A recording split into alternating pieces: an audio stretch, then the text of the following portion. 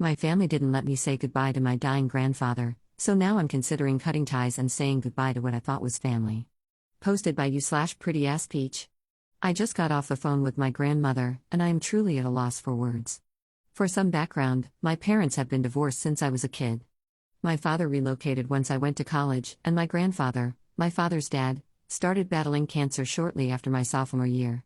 He and my grandmother were unable to attend my undergraduate or graduate school graduations because of his illness. My father, on the other hand, voluntarily skipped my graduate school graduation, citing how it wasn't that important because he already saw me walk across the stage once.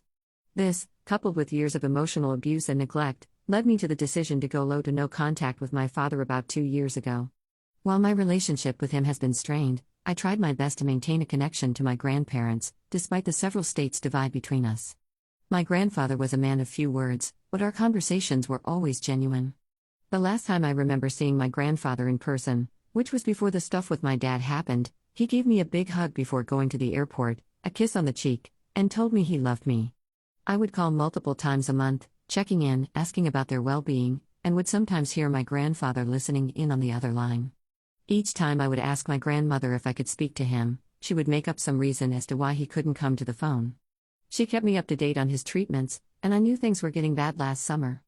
My mom and I were going to plan a trip to visit my grandparents, who live hundreds of miles away from me, so I could say goodbye to my grandfather, as I had a feeling his time was coming. We didn't tell them about the trip and were going to do it as a surprise. The week before my mom and I were scheduled to fly out, I got a text from my aunt saying that my grandfather had passed. I was crushed. No viewing, no funeral, but they told me they were thinking of doing a celebration of life in the spring. They did cremate him, but no one other than my grandmother allegedly was present for it. I did call my dad to express my condolences, and he mentioned how my grandfather died disappointed in me because my father and I didn't speak anymore. This brings us to now. I called my grandmother to check in. She mentioned how she regrets and feels bad that I'm not as close to her and my grandfather as I am to my mom's parents, which is true, as for a period of time in my childhood, my mom and I lived with her parents.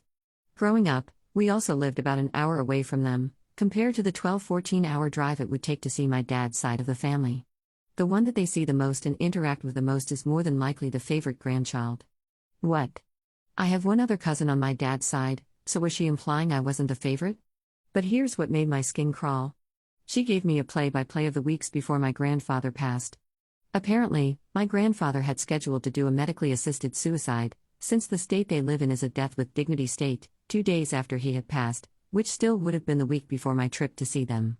My dad, aunts, uncles, and cousin came the weekend before to spend time with him and say their goodbyes.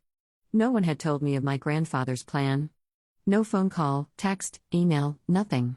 Then, the day of my grandfather's passing, the doctors asked my grandmother and the family present if they would like to administer a medication to keep him alive just a few hours longer so that other family and friends who may not have been present could have the chance to say goodbye. They declined, saying how my grandfather wouldn't have wanted that. His intestines twisted up because of his medications and caused sepsis, so he was in an exorbitant amount of pain. My face went hot on the phone. I understand not calling on the day of his passing when there's a lot of chaos and you're trying to process your own grief in that moment, but the fact that there was a plan for him to peacefully go that week, and I could have had a chance to say goodbye, makes my blood boil. Why didn't someone call or text about his intentions? The countless times I asked on the phone to speak to him, why couldn't she just put him on the line once? I truly don't want to believe that my grandfather was disappointed in me, but I'm starting to question why I was so out of the loop. Is it because I'm not the favorite? It took every fiber of my being to not lash out and scream as my grandmother sobbed recounting the story on the phone. I mustered up the strength to not break down and found a way to get off the phone with my grandmother. I don't know what to think, but my heart is telling me that I am no longer part of that side of the family. If there even is a celebration of life, at this point, I'm not sure I would want to go. My mom suggested I write in and get people to weigh in, but she is on my side. She's been great through all of this. So Reddit, would I be the jerk if I continue this no contact and extend it to my dad's whole side of the family after they refused to let me contact my grandfather and say goodbye before he passed away? Top/relevant comments. Commenter. Not the jerk. I'm willing to bet your grandfather mentioned you the most and probably made everyone somewhat jealous, and that's why they excluded you from everything. If it were me, when grandfather died, my ties with that family would have died too. Ops response. The cancer spread to his lungs, and he was on oxygen.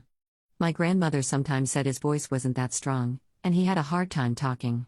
Occasionally, I would hear a faint whistling on the other line. I just made it a point to say, okay, well, just tell him I called. That I love him and miss him. I'm hoping if he was on the line those times, he heard that. Even if it was too laborsome to speak, he knew I cared about him. Update 4 days later. I decided to call my aunt, the one who had notified me via text that my grandfather had passed in the first place. She, I figured, would be the most straightforward about everything. I didn't initially go into it with the whole why didn't anyone call me so I could speak to him to say goodbye? But I wanted to get some answers. I wanted closure. I told her I was having a hard time understanding if he had a whole plan and I had numerous chances to talk to him, why I wasn't given the chance to. First, she let me know that she and, seemingly, her other siblings, including my dad, didn't know about my grandfather's wishes for a medically assisted death with dignity until after he had passed. She was consumed with her own grief over losing a father. Neither she nor anyone else had the space to call me, as they were still trying to process their own emotions regarding his death. Up until the very end, he wasn't thinking about anyone but himself. He was a very selfish man, she said. As far as the whole grandfather died disappointed in you, she vehemently denied it and apologized for my father's ignorance. She validated my feelings but questioned how much better it would have felt for me to say my goodbyes. I can't say for certain if it would or wouldn't, but I can speak to how I feel, and it sucks. My aunt insisted I didn't have that strong of a connection to him and compared my relationship to the one she had with him and the one my grandmother did. Realistically, how much of a part of your life was he? I wouldn't let somebody that didn't have that much of an impact on your life while he was alive have an impact on your life now that he's gone. I would certainly hope that my relationship with my grandfather is different than my grandmother had with her life partner. My aunt then said I didn't need validation from my dad's side of the family with all that I've accomplished in my life, but she's here if I need to talk. I'm still not sure how to move forward, but I've been journaling, per the recommendation of my therapist. Specifically, writing about my grandfather and my relationship, and the relationship with my father, has been helping me navigate my emotions, seeing it written in words. We're also adding more grief counseling topics into our sessions, so there's that. That's all I have for now. I guess be on the lookout if I ever publish a memoir. Thank you for your advice and words of wisdom. If there are any further updates, I'll be sure to share. Top/relevant comments. Commenter. Walk away. Nothing she said made sense. She was too devastated to call you, but he was such a monster? How much could it possibly mean to you? That's not her decision to make.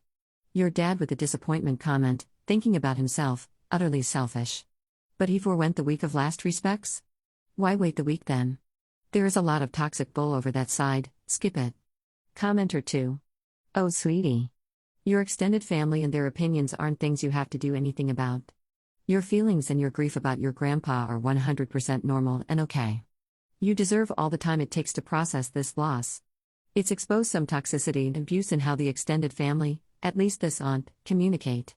Take all the time you need to fully process your thoughts and feelings about that too. Second update 2 months 1 week later. After conversations with my grandmother and my aunt, things have gone relatively quiet on their end. I moved states closer to home for a new job and have just been settling in over the last couple of months since my original post. Fast forward to a few days ago, a colleague and I were looking at obituaries and some cold cases. We like true crime shows and podcasts, and I recommended Clues. One obituary we came across in a case that caught our eye was relatively short, which my coworker said he had never seen with so little in it. I thought about my grandfather's obituary and said that my grandfather's was similar. I went to Google his to show my coworker, but to my surprise, I couldn't find it. I know my grandfather's first, middle, and last name, DOB, date of death, the funeral home he was cremated in, etc. We both thought it was weird, and I just tried to brush it off.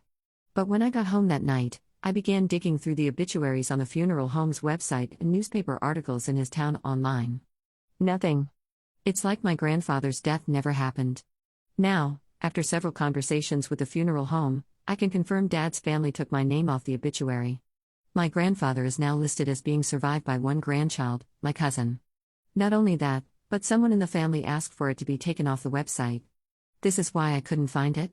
I don't know when they did this, the funeral home didn't divulge, but I do know that because I'm not listed as the direct next of kin, I can't change it back. A picture of him and me from when I was 2 or 3 is literally hanging in my living room. I'm at a loss for words. I can't even fathom how you have a conversation with someone like, "Hey, why did you take my name off my grandfather's obituary?" And change it to say he only has one grandchild. I don't even think it is worth expressing to them how deeply hurtful this is. I don't even want to bring it up to them. So that's where I think I will leave this. I'm going to continue to lean on my mom and her side of the family for guidance in all of this. And of course, therapy. Thank you to everyone for your encouragement, love, and support during this time. I really appreciate it. Top/relevant comments. Commenter. If they have that little respect for you, then why are you still worried about having a relationship with them? Preserve your own sanity, and distance yourself from that mess. Commenter 2. I know this hurts. Family is so complicated. There is no right or wrong way to grieve, as the saying goes. But this is definitely the wrong way to treat someone, regardless of grief. Your relationship with him was your own. They can't take your memories. Hopefully, you can find a way to honor that relationship, but separate his death and their actions from it. Third update 3 months later.